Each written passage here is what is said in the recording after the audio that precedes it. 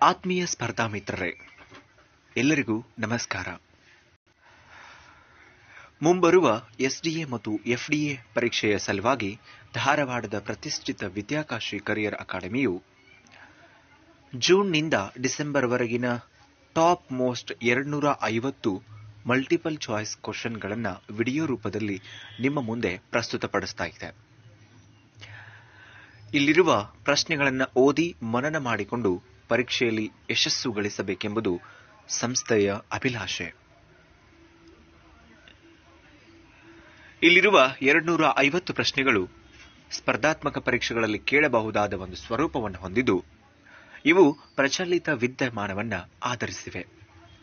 ಮೊದಲನೆಯ ಪ್ರಶ್ನೆ, 35ನೇ ಆವೃತ್ತಿಯ ಕೋರ್ಪ್ಯಾಟ್ 2020 ಗಸ್ತು ಯಾವ ದೇಶಗಳ ನಡುವೆ ನಡೆಯುತ್ತದೆ? ಉತ್ತರ ಭಾರತ ಮತ್ತು ಇಂಡೋನೇಷ್ಯಾ.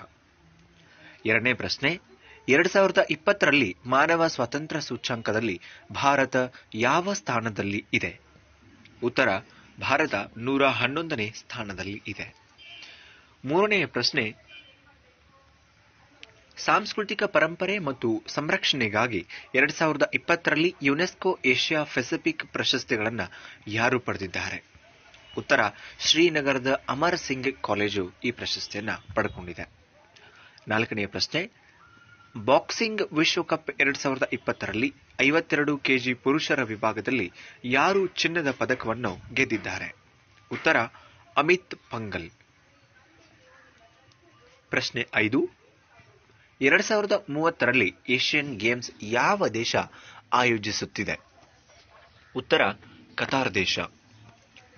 ಪ್ರಶ್ನೆ 6, 2020ರ ಅತ್ಯುತ್ತಮ ಫಿಫಾ ಪುರುಷರ ಆಟಗಾರನಾಗಿ ಯಾರು ಪ್ರಶಸ್ತಿಯನ್ನು ಪಡೆದಿದ್ದಾರೆ?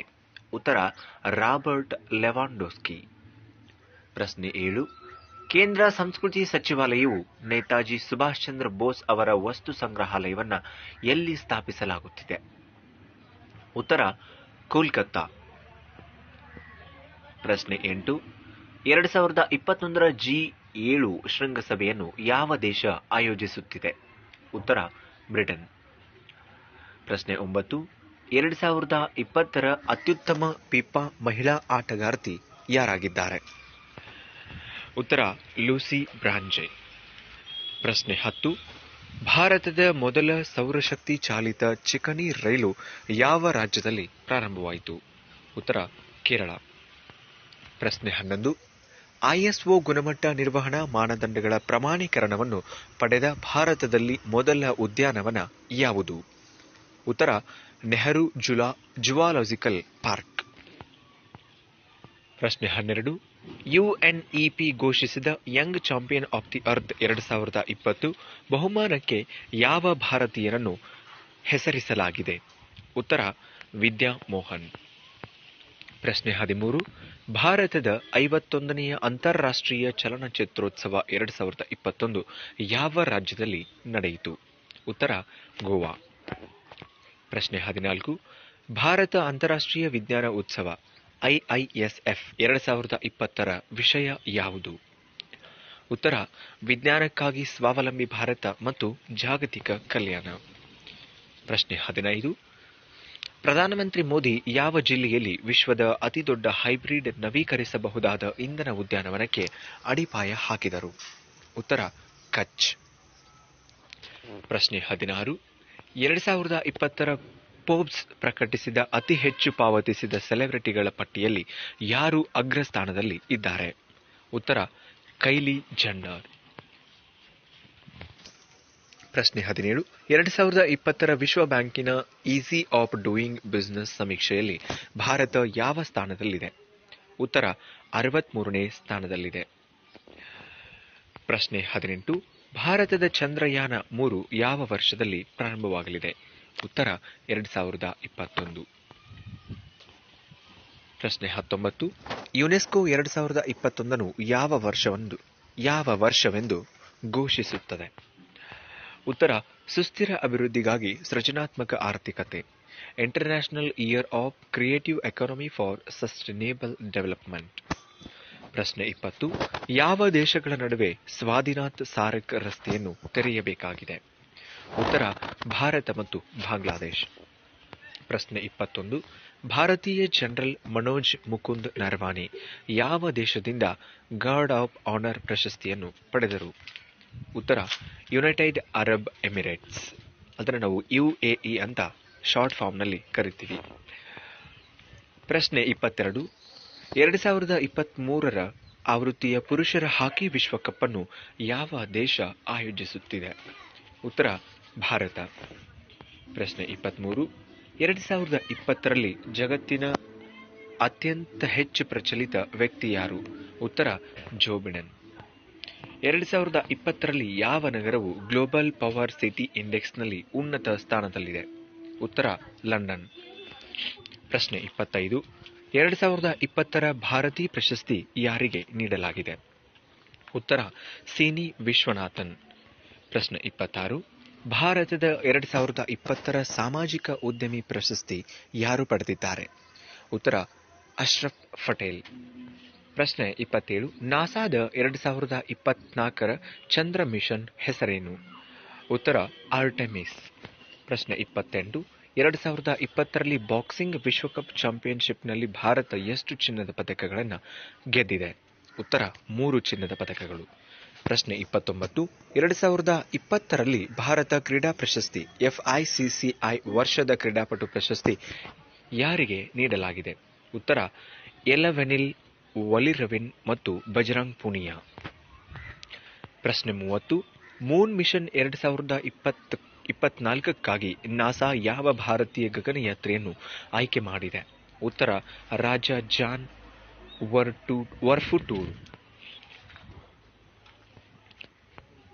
ಪ್ರಶ್ನೆ 31. ಟೈಮ್ 2020 ವರ್ಷದ ಉದ್ಯಮಿ ಎಂದು ಯಾರನ್ನು ಹೆಸರಿಸಲಾಗಿದೆ?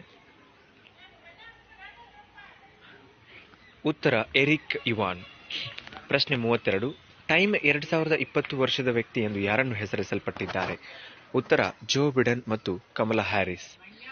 2020ರ ಪೆಟಾ ಭಾರತದ ವ್ಯಕ್ತಿ ಯಾರು? ಜಾನ್ ಅಬ್ರಹಂ. ಪ್ರಶ್ನೆ 34. ಪೂರ್ವ ಭಾರತೀಯ ಸಾಗರ ಪ್ರದೇಶದಲ್ಲಿ ಯಾವ ದೇಶಗಳ ನಡುವೆ ಪ್ಯಾಸೇಜ್ ವ್ಯಾಯಾಮವನ್ನು ಆಯೋಜಿಸಲಾಗುತ್ತಿದೆ? ಭಾರತ ಮತ್ತು ರಷ್ಯಾ. ಲೋಕಸಭೆಯ ಪ್ರಧಾನ ಕಾರ್ಯದರ್ಶಿಯಾಗಿ ಯಾರನ್ನು ನೇಮಿಸಲಾಗಿದೆ? ಉತ್ತರ ಉತ್ಬಾಲ್ ಕುಮಾರ್ ಸಿಂಗ್. ಪ್ರಶ್ನೆ 36. ಚಂದ್ರನ ಮೇಲೆ ತನ್ನ ಧ್ವಜವನ್ನು ನೆಟ್ಟ ಅಮೆರಿಕಾದ ನಂತರದ ಎರಡನೇ ದೇಶ ಯಾವುದು? ಉತ್ತರ ಚೀನಾ. ಪ್ರಶ್ನೆ 37. ಯಾವ ವರ್ಷದಲ್ಲಿ ಎಲ್ಲಾ ಮನೆಗಳಿಗೆ ಸುರಕ್ಷಿತ ಮತ್ತು ಸಮರ್ಪಕ ಕುಡಿಯುವ ನೀರನ್ನು ಪೂರೈಸಲು ಮತ್ತು ಬಳಸಲು ಸರ್ಕಾರ ಗುರಿಯನ್ನು ಹೊಂದಿದೆ? ಉತ್ತರ 2024. ಪ್ರಶ್ನೆ 38. ಭಾರತದಲ್ಲಿ ಅತ್ಯಂತ ಎತ್ತರದಲ್ಲಿ ಅತಿದೊಡ್ಡ ಸೌರ ವಿದ್ಯುತ್ ಯೋಜನೆಯನ್ನು ಯಾವ ಸ್ಥಳದಲ್ಲಿ ಸ್ಥಾಪಿಸಲಾಗಿದೆ? ಉತ್ತರ ಲೇಹ್. ಪ್ರಶ್ನೆ 39. Hit man the Rohit Sharma story ಎಂಬ ಪುಸ್ತಕದ ಲೇಖಕರು ಯಾರು? ಉತ್ತರ ವಿಜಯ್ ಲೋಕಪಲ್ಲಿ ಮತ್ತು ಜಿ ಕೃಷ್ಣನ್. ಪ್ರಶ್ನೆ 40. United States air quality index 2020 ಬಿಡುಗಡೆ ಮಾಡಿದ ವಾಯುಮಾಲಿನ್ಯದ ಮಾಹಿತಿಯ ಪ್ರಕಾರ ವಿಶ್ವದ ಅತ್ಯಂತ ಕಲುಷಿತ ನಗರಗಳಲ್ಲಿ ಯಾವ ನಗರವು ಅಗ್ರಸ್ಥಾನದಲ್ಲಿ ಇದೆ? ಉತ್ತರ ಲಾಹೋರ್. ಪ್ರಶ್ನೆ 41. 2020-21ನೇ ಸಾಲಿಗೆ ಹೊಸ FICCI ಅಧ್ಯಕ್ಷರಾಗಿ ಯಾರನ್ನು ನೇಮಿಸಲಾಗಿದೆ? ಉತ್ತರ ಉದಯ್ ಶಂಕರ್. ಪ್ರಶ್ನೆ 42. ಎರಡನೇ ಆವೃತ್ತಿ ಸಿಟ್ಮೆಕ್ಸ್ 20ರ ನೌಕಾ ಸಮರಾಭ್ಯಾಸ ಯಾವ ದೇಶಗಳ ನಡುವೆ ನಡೆಯಿತು? ಭಾರತ, ಥೈಲ್ಯಾಂಡ್ ಮತ್ತು ಸಿಂಗಾಪುರ್. ಪ್ರಶ್ನೆ 43. 2020ರ ಅಂತಾರಾಷ್ಟ್ರೀಯ ವಟಾಯನ್ ಸಾಹಿತ್ಯ ಪ್ರಶಸ್ತಿ ಯಾರಿಗೆ ನೀಡಲಾಗಿದೆ? ಉತ್ತರ ಡಾಕ್ಟರ್ ರಮೇಶ್ ಪೋಖ್ರಿಯಾಲ್. ಪ್ರಶ್ನೆ 44. ಭಾರತದ ಮೊದಲ ಹಸು ಆಸ್ಪತ್ರೆಯನ್ನು ಯಾವ ರಾಜ್ಯದಲ್ಲಿ ಉದ್ಘಾಟಿಸಲಾಗಿದೆ? ಉತ್ತರ ಅಸ್ಸಾಂ. ಪ್ರಶ್ನೆ 45. ಭಾರತದ ಮೊದಲ ಮಾಸ್ ಉದ್ಯಾನವನವನ್ನು ಯಾವ ರಾಜ್ಯದಲ್ಲಿ ಉದ್ಘಾಟಿಸಲಾಗಿದೆ? ಉತ್ತರ ಉತ್ತರಾಖಂಡ್. ಕರ್ನಾಟಕ ಸರ್ಕಾರವು ಹಾವೇರಿಯ ರೈಲು ನಿಲ್ದಾಣಕ್ಕೆ ಯಾರ ಹೆಸರನ್ನು ಇಟ್ಟಿದೆ? ಉತ್ತರ ಮಹದೇವಪ್ಪ ಮೈಲಾರ್ ರೈಲ್ವೆ ನಿಲ್ದಾಣ. ಅದೇ ರೀತಿ ಹುಬ್ಬಳ್ಳಿ ರೈಲ್ವೆ ನಿಲ್ದಾಣಕ್ಕೆ ಶ್ರೀ ಸಿದ್ದಾರೂಢ ಸ್ವಾಮಿ ರೈಲ್ವೆ ನಿಲ್ದಾಣ ಅಂತ ಹೇಳಿ ಮರುನಾಮಕರಣವನ್ನ ಮಾಡಲಾಗಿದೆ. ಪ್ರಶ್ನೆ 47.